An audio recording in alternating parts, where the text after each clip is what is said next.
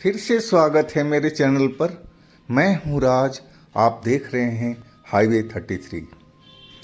दोस्तों, आज की जो कहानी है, घटना है, ये ट्रक ड्राइवर सचिन कुमार, उम्र 45 साल, और उनका असिस्टेंट रोहित 22 साल का। ये मुंबई से ग्वालियर आ रहे थे और ये घटना लगभग 10 साल पुरानी है।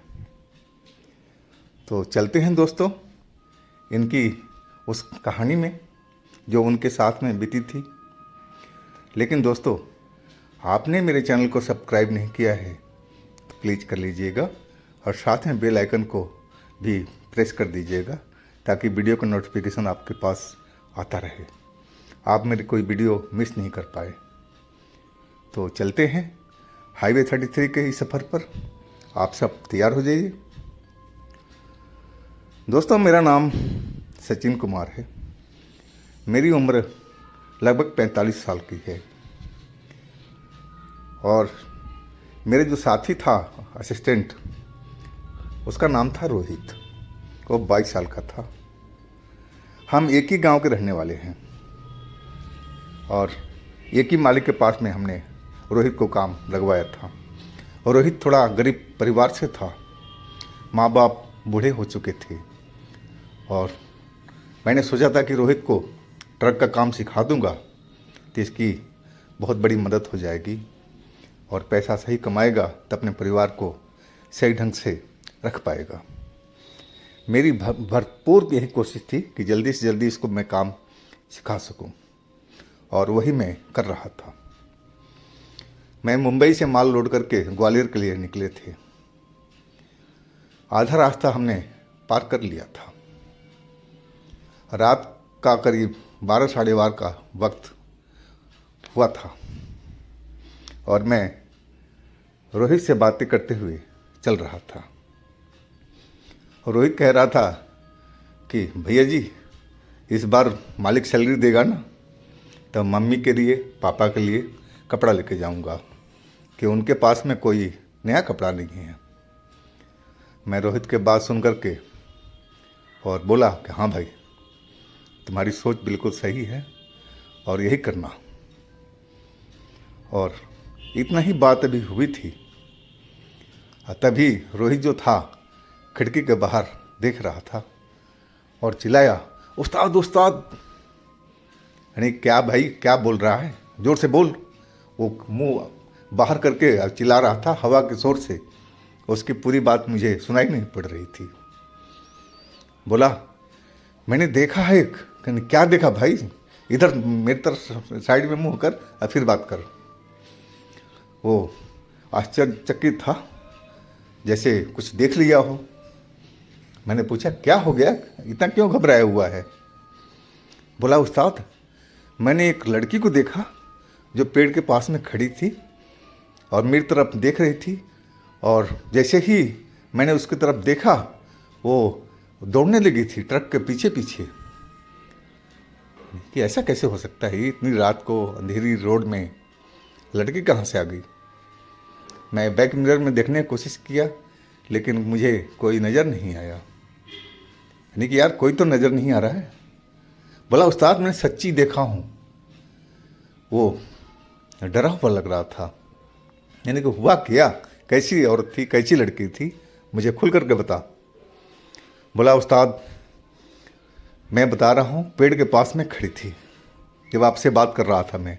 अचानक मेरी निगाह पड़ी और उस लड़की ने मेरी तरफ भी देखा और फिर वो ट्रक के पीछे पीछे दौड़ने लगी और आपकी तरफ मैं मुड़ा, फिर देख रहा हूँ तो लड़की नज़र नहीं आ रही है। नहीं, छोड़ो, ख़त्म करो उस मामले को, कोई होगा, तुम्हें क्या लेना देना। और मैं फिर उससे बात करने की कोशिश करने लगा और तभी रोहित का तबीयत खराब हो गया। वो एकदम बेचैन हो गया था और ऐसा लग रहा था कि अब उल्टी करेगा। वो अपना आधा शरीर खिड़की से बाहर निकाल दिया था और उल्टी करने की कोशिश कर रहा था। मैं बोला, क्या हुआ रोहित? वो हाथ के इशारे से बोल रहा था कि रुक जाओ, मतलब उसे उल्टी आ रही है। अब मैं चलती हुई ट्रक में उसकी मदद कैसे करता। और अचानक इस लड़के को क्या हो गया, अभी तो सही था। अब मैं अपना ट्रक को साइड में रोक दिया। यही मेरी सबसे बड़ी गलती थी, मुझे रोकना ही नहीं चाहिए था उस जगह पर। ट्रक रोक दिया और मैं रोहित के पास पहुंच गया। नहीं, रोहित क्या हुआ बेटा, क्या हुआ? वो अभी भी आधा सर अपना आधा शरीर बाहर ही निकाले हुए था खिड़की से। अब मैं उसको खींचने लगा कि तू अंदर तो आ, पहले मेरे को बता क्या हुआ है, मेरे पास दवाई भी है, अगर जरूरत पड़ेगी मैं तुम्हें दूंगा। अब मैंने उसको बाहर से अंदर खींचा और वो हमारी तरफ मुड़ा तो मैं देख करके हैरान रह गया उसका चेहरा। उसकी आंखें तो एकदम लाल लाल हुई पड़ी थी और चेहरा बिल्कुल सपाट हुआ पड़ा था। बहुत अलग लग रहा था रोहित। वो रोहित जो हम जिससे बात कर रहा था वो तो था ही नहीं। वो रोहित एकदम बदल गया था, अलग ही लग रहा था बिल्कुल। लेकिन रोहित क्या हुआ, क्या हुआ तुझे, और तेरी आंखें कैसे लाल हो गई? रोहित तो जैसे मेरी बात को सुन ही नहीं रहा था, बस मेरी तरफ अपनी बड़ी बड़ी आंखें किए लाल लाल और देख रहा था, घूर रहा था मुझे। और मैं उसके पास ही खड़ा था। अचानक उसने मेरे को जोर से धक्का दे दिया। धक्का देते ही मैं इंजन के बोनट पर गिर चुका था और रोहित खिड़की खोला और नीचे ट्रक से नीचे ज़मीन पर रोड पर कूद गया था। मैं कुछ समझ ही नहीं पाया था कि अचानक रोहित को क्या हो गया, ये कहाँ भाग गया कूद करके। और मैं भी नीचे उतर गया। मैं देखा रोहित अंधेरे में जो जंगली झाड़ियाँ उगी हुई थी और उस साइड में अंदर चला गया था।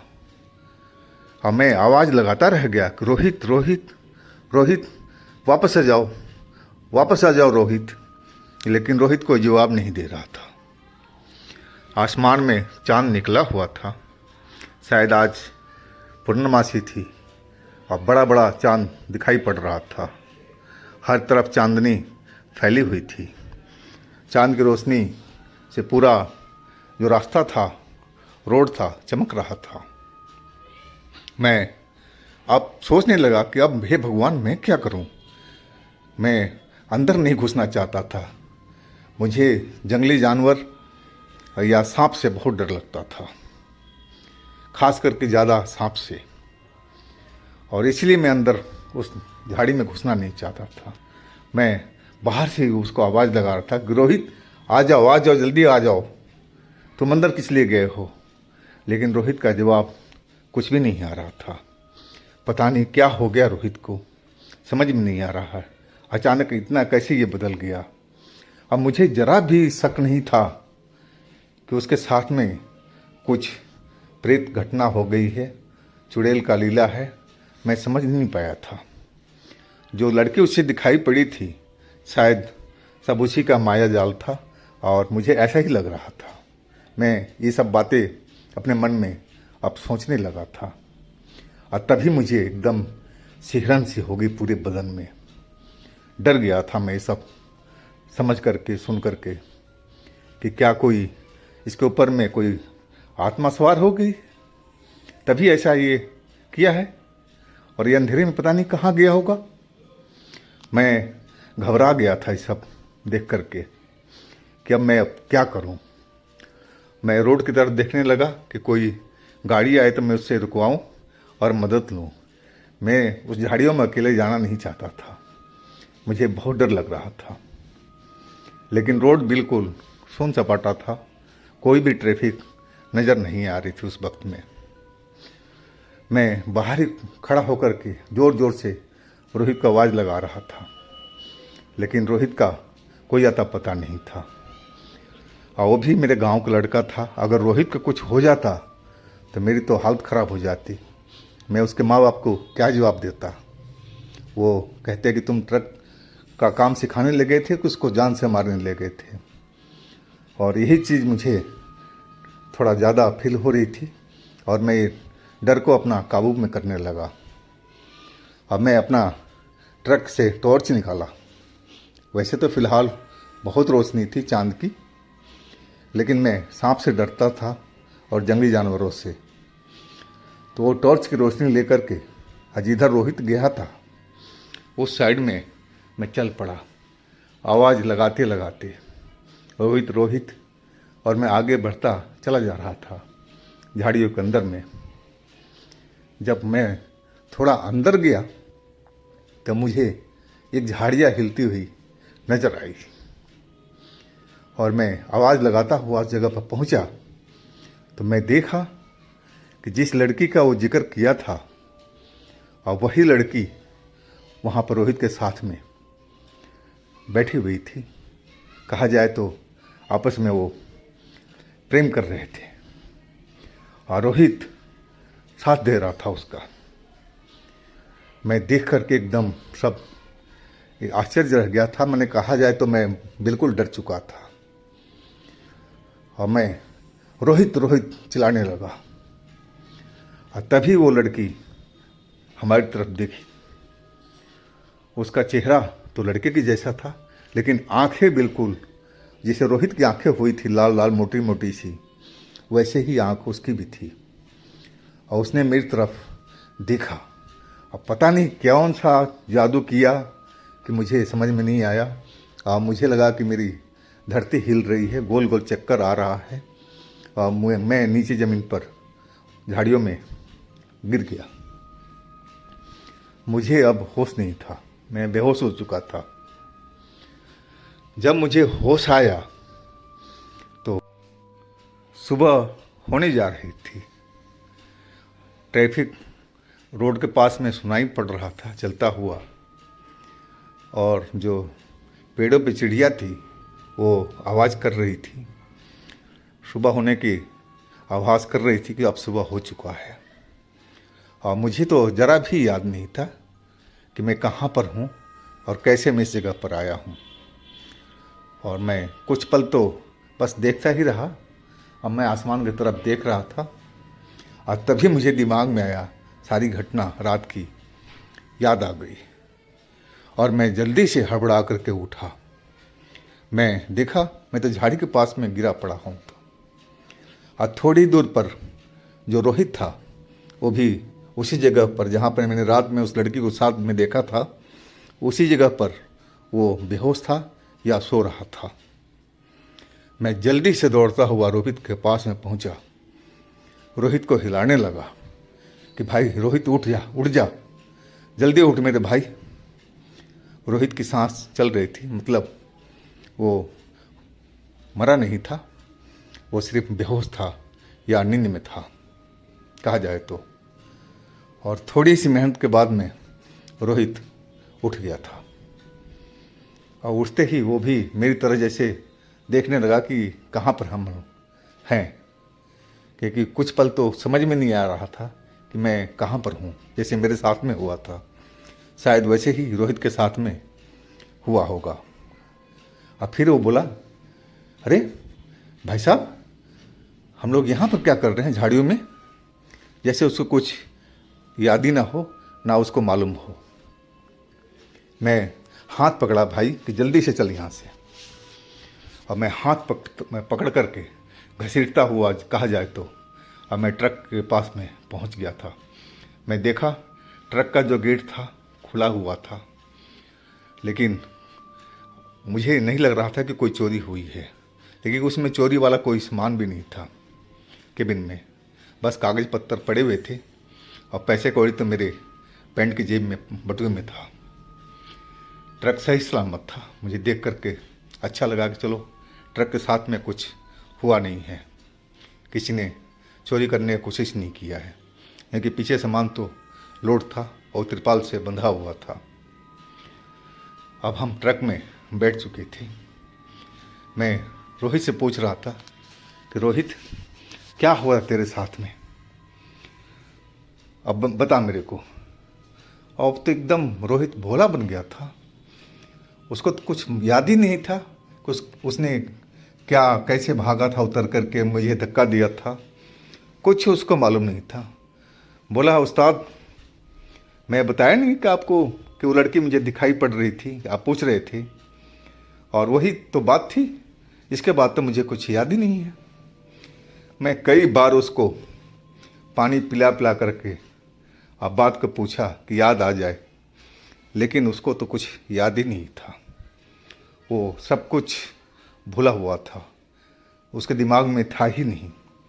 शायद वो चुड़ैल का कोई जादू था जो उसको माइंड को बिल्कुल वो चीज़ को ख़त्म कर दिया था। उसको कुछ भी याद नहीं था, लेकिन वो सही सलामत था, इतना ही मेरे लिए काफ़ी था। और हम वहाँ से चल पड़े अपने स्थान के लिए जहाँ हमें जाना था। लेकिन रास्ते भर में डरा हुआ था कि अब मैंने सुना था कई लोगों से कि चुड़ैल जिसको एक बार पकड़ लेती है वो जल्दी से छोड़ती नहीं है, और मुझे डर था कि कहीं इसके साथ में भी ऐसा ना हो। अब मैं उसको बाद में सारी कहानी जो घटना उसने किया था सब बता दिया था। उसको विश्वास ही नहीं हो रहा था कि उसने ऐसा सब किया है, लेकिन मेरे बार बार समझाने पर वो समझ चुका था, और फिर वो डरा डरा सा देख रहा था। मैं उसको समझाया कि देख, अब डरने से कोई तो फ़ायदा नहीं है, जो होना था वो हो चुका है। अब हम गांव चलेंगे ना तो अपने पुजारी से मिलेंगे, और तेरे को एक बार मैं चेक करवाऊंगा कि तेरे ऊपर में कोई साया तो नहीं रह गया है चुड़ैल का। और वही हुआ। हम फिर अपना गांव गए थे कुछ दिनों के बाद में, और पुजारी से पूरा इसको चेक करवाया था कहा जाए तो। लेकिन पुजारी जी ने बिल्कुल बोला कि नहीं, इस पर कोई साया नहीं है, न कोई भूत बाधा है, न प्रेत बाधा है, ये बिल्कुल ठीक है। तब मेरे जान में आया था। लेकिन मैं उस घटना को कभी भूल नहीं पाता हूँ।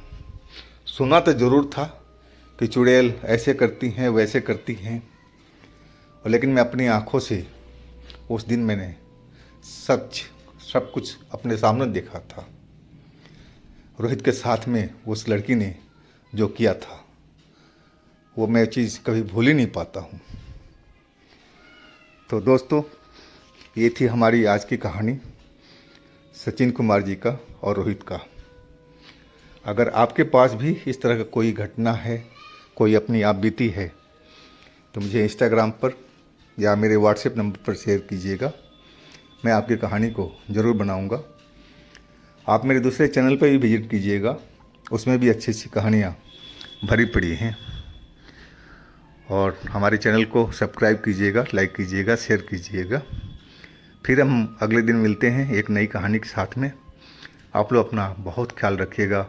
नमस्कार।